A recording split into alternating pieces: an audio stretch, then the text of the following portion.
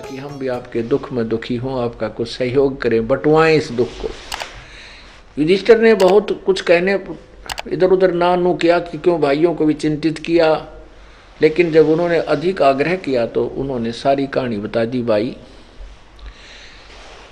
मैं गंगा के ऊपर गया तो वहाँ जो बहनें विधवा होगी युद्ध में, वो अपनी चूड़ियाँ फोड़ रही थी और हाहाकार मच रहा था और गालियाँ दे रही थी, क्या मिल गया इन कौरवों और पांडवों ने, हमारे पतियों का नाश करा के हमारे पतियों को खा करा दिए, राज्य कर रहे हैं, क्यों सब तरह की होती हैं। तो कहने लगा, भाई एक तो वो विचार मेरे हृदय में घूमते रहे, फिर क्या देखता हूं कि रात्रि के समय जैसे अपने घरों में सिर कटे हुए व्यक्ति घुस रहे हैं, बहुत बुरी, तो बहुत संख्या में, और जिनको देख करके मैं भयभीत हो जाता हूं। अब श्री कृष्ण जी पांडवों का गुरु था, तो कोई भी समस्या आती है तो गुरुदेव के पास ही जाया जाता है आध्यात्मिक मार्ग की। तो पांचों ने स्कीम बनाई कि चलो अपने भगवान, अपने रिश्तेदार भी और गुरु भी श्री कृष्ण जी के पास चलते हैं और उनसे कारण पूछते हैं, भाई क्या कारण हुआ, और जो समाधान बताएंगे हम उसको करेंगे। रथ लेकर के पांचों पांडव श्री कृष्ण जी के पास द्वारिका गए। श्री कृष्ण जी से पूछा कि हे भगवान, भैया को ऐसे ऐसे स्वप्न आ रहे हैं, सारी सतीथि से परिचित करवाया।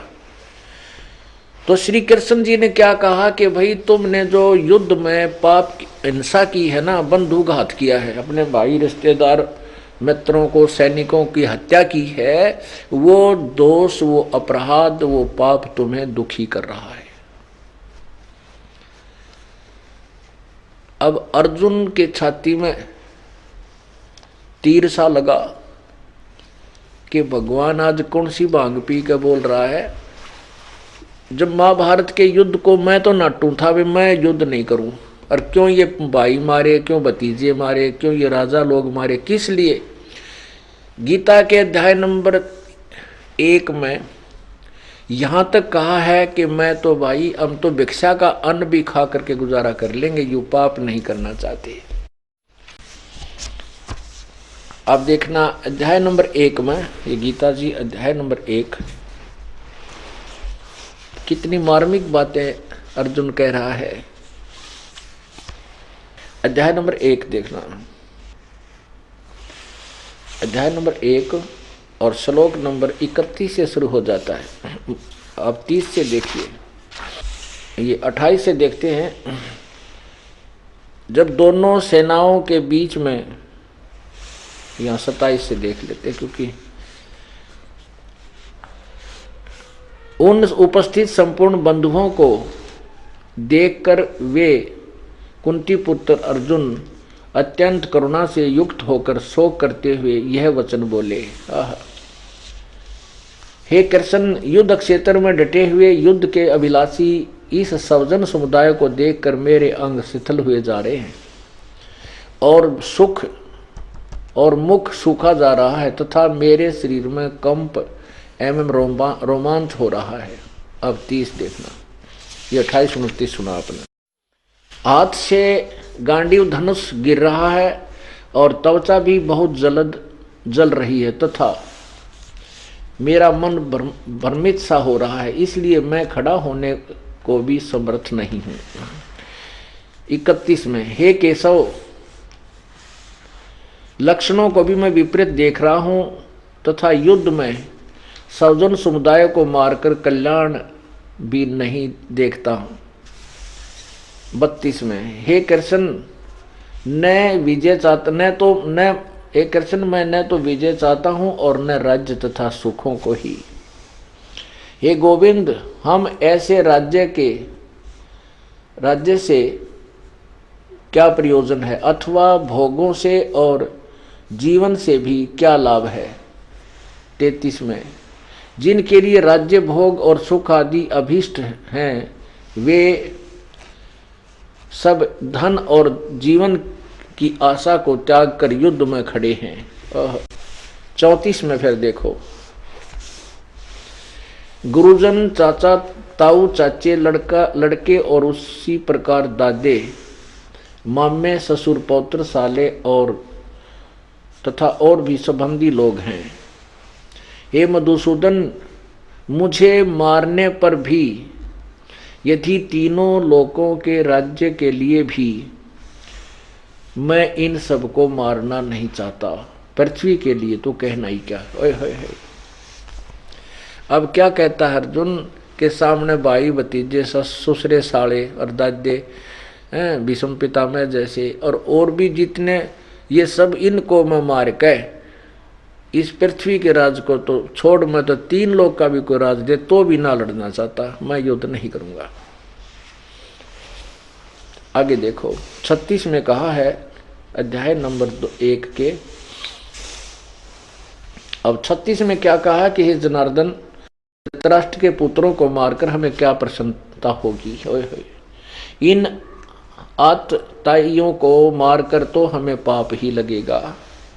अतएव हे माधव, अब ये 37 में, अतएव हे माधव, अपने ही बांधव धृतराष्ट्र के पुत्रों को मारने के लिए हम योग्य नहीं, क्योंकि अपने ही कुटुंब को मारकर कैसे सुखी होंगे।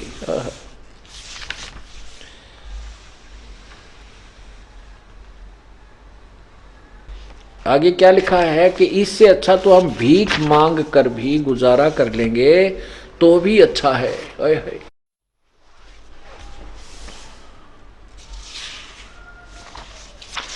अब देखिएगा अध्याय नंबर 2 इसके मंत्र नंबर 5 में, 4 और 5 में। 4 देखिए। हे मधुसूदन, मैं रणभूमि में किस प्रकार बाणों से भीष्म पितामह और द्रोणाचार्य के विरुद्ध लड़ूंगा, क्योंकि ये अरिसूदन वे दोनों ही पूजनीय हैं। अब 5 में क्या कहा कि हे महानुभाव, गुरुजनों को न मारकर इस लोक में भिक्षा का अन्न भी खाना कल्याणकारक समझता हूं, क्योंकि गुरुजनों को मारकर भी इस लोक में रुधिर से सने हुए अर्थ और काम रूप भोगों को ही तो भोगूंगा। अब 6 में क्या कहा है, अब 6 में देखो, यह भी नहीं जानते कि हमारे लिए युद्ध करना और न करना दोनों में से कौन सा श्रेष्ठ है। उन्हें हम जीतेंगे या हमको वे जीतेंगे जिनको मारकर हम जीना भी नहीं चाहते।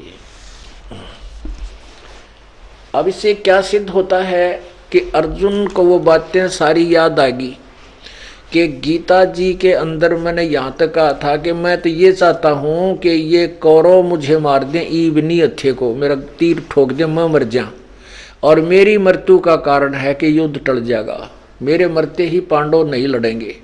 यहाँ तक गीता जी के प्रथम अध्याय में अर्जुन ने कहा कि मैं तो ये चाहता हूँ कि मुझनी हत्थे को ये कौरव मन मार दें युद्ध के मैदान में, और मेरा टंटा कट जाए, ये लाखों करोड़ों व्यक्ति युद्ध में मरने से बच जाए।